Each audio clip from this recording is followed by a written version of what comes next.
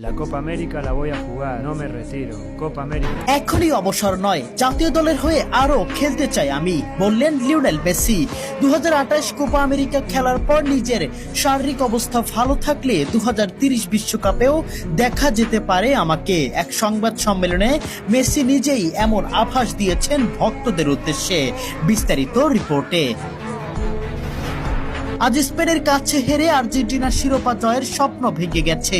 এই পরাজয়ের পর অনেকেই ধারণা করেছিলেন হয়তো এবার জাতীয় দলকে বিদায় জানাবেন লিওনেল মেসি। তবে সেই সব জল্পনার অবসান ঘটিয়ে মেসি জানিয়েছেন এই মুহূর্তে অবসরের কোনো পরিকল্পনা তার নেই। সংবাদ সম্মেলনে মেসি বলেন, যতদিন তিনি শারীরিকভাবে নিজেকে ফিট ও প্রতিযোগিতামূলক অবস্থায় অনুভব করবেন ততদিন আর্জেন্টিনার জার্সিতে খেলতে চান। তিনি ইঙ্গিত দিয়েছেন 2028 সালের কোপা আমেরিকায় খেলার ইচ্ছা রয়েছে তার, আর সেই সময় যদি ফিটনেস ঠিক থাকে তাহলে 2030 বিশ্বকাপেও মাঠে দেখা যেতে পারে তাকে। এদিকে বিশ্বকাপ ফাইনালে হার আর্জেন্টিনা ও তাদের সমর্থকদের জন্য অবশ্যই হতাশার। তবে এই কঠিন মুহূর্তেও মেসির এমন বার্তা ভক্তদের নতুন করে আশাবাদী করেছে। ফলে আপাতত নিশ্চিতভাবেই বলা যায় আন্তর্জাতিক ফুটবল থেকে এখনই বিদায় নিচ্ছেন না লিওনেল মেসি।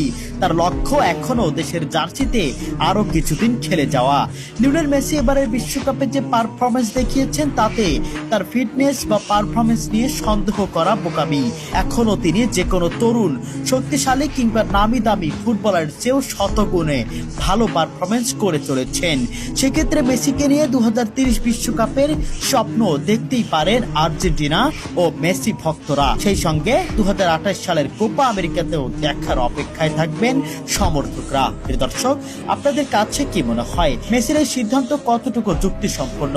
এখন অবসর না নিয়ে 2028 কোপা আমেরিকা ও 2030 বিশ্বকাপ খেলা চালিয়ে যাওয়া কি মেসির ঠিক হবে? কমেন্ট বক্সে আপনাদের মন্তব্য জানিয়ে যাবেন।